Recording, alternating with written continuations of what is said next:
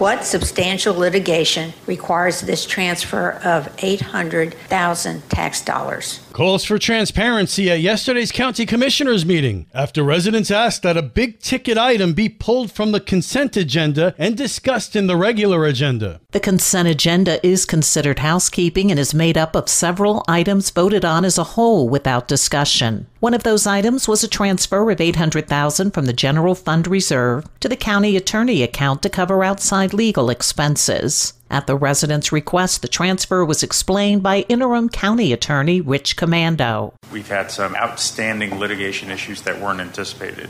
A good majority of it has dealt with Grand Oaks. There's HR litigation. There's some work being done with World Golf Village. Currently, we have about $90,000 in legal fees that are beyond budget that we haven't even paid. Residents want these items on the regular agenda in the future. We have got to stop putting large dollar amounts hidden in a consent agenda without discussion. Commissioner Henry Dean agreed. I'd be amenable to discussing some type of amount that would trigger a regular item rather than a consent item. I don't dismiss the point at all. This creates a bit of a transparency problem. The board asked staff to report on what similar counties' policies are about the criteria for deciding what items go into consent agendas and what goes into formal agenda for discussion. For St. Augustine's Local Morning News, I'm Karen Johnson. This local news is a service of your hometown Toyota dealer, Beaver Toyota, US 1 St. Augustine, here to wow you. Everybody points at the amphitheater and the concert hall.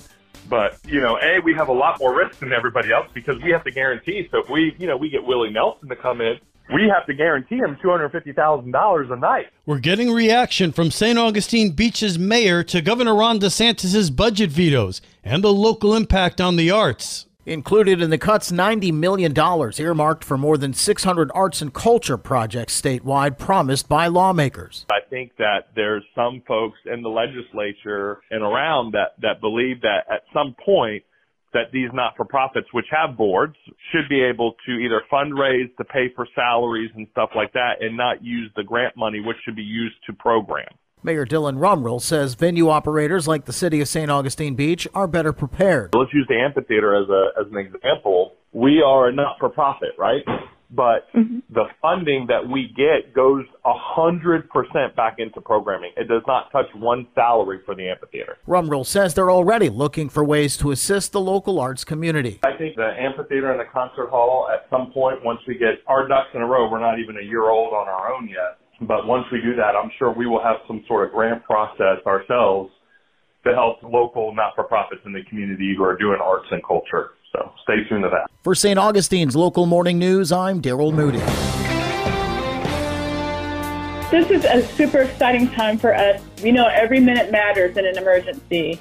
And when adults and children need life-saving emergency care, they don't want to have to travel far. Tammy Daniel, Chief Nursing Officer for Baptist Health, tells Liz Ryan about their new location. It's a brand new emergency and imaging center right here in our St. Augustine community. Tammy describes it. We have 16 rooms in that emergency room, and we have imaging exams available. So people can make appointments for mammograms, CTs, ultrasounds, and they can have appointments right there in their community.